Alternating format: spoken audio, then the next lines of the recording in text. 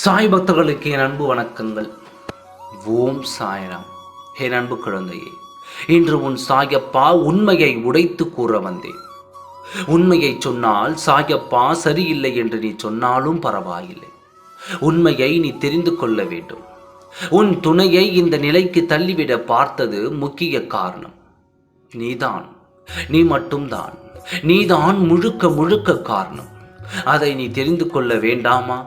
உன்னை பிரிந்து வாழும் உன் துணை எங்கோ இருக்கிறார் என்று நினைத்து கொண்டிருக்கிறாய். ஆனால் உன் துணை எங்கோ இருந்தாலும் அவர் உள்ளம் மட்டும் உன்னை சுற்றி சுற்றி வந்து கொண்டு தான் இருக்கிறது.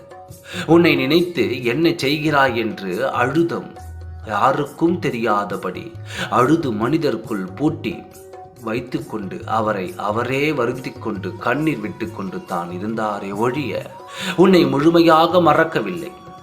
யாரையோ நம்பி வந்து விட்டோம், செய்யக்கூடாத தவறை செய்துவிட்டோம், சொல்லக்கூடாத வார்த்தைகளை பேசிவிட்டோம். இனி எப்படி முகத்தில் விழிப்போம் என்ற ஞானம் உன் துணைக்கு இருந்ததால் தான் அவர் உன் முகத்தை பார்க்க வரவில்லை. இப்பொழுது அப்படிதான் இருந்து வருகிறார்.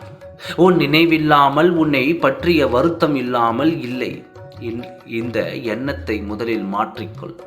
யாராவது சொல்கின்றார்கள் என்றால் அதை உண்மை என்று நம்பிவிடாதே.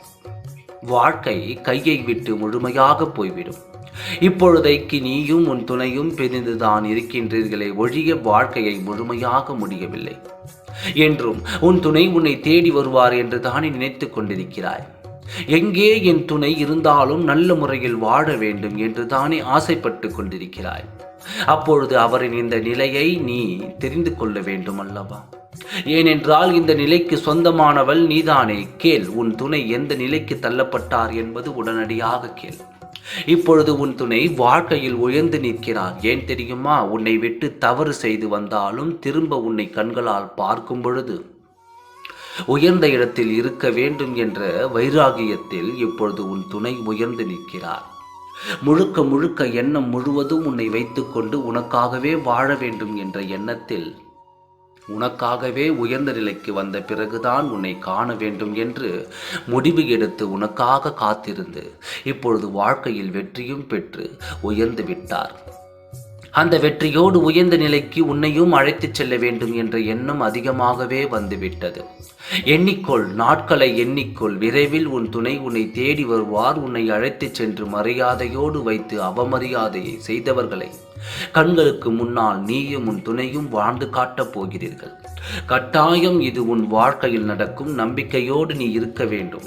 நம்பிக்கை இருந்தால் எதுவுமே இங்கு இல்லை. ஓம் சாய்ராம். நன்றி, வணக்கம்.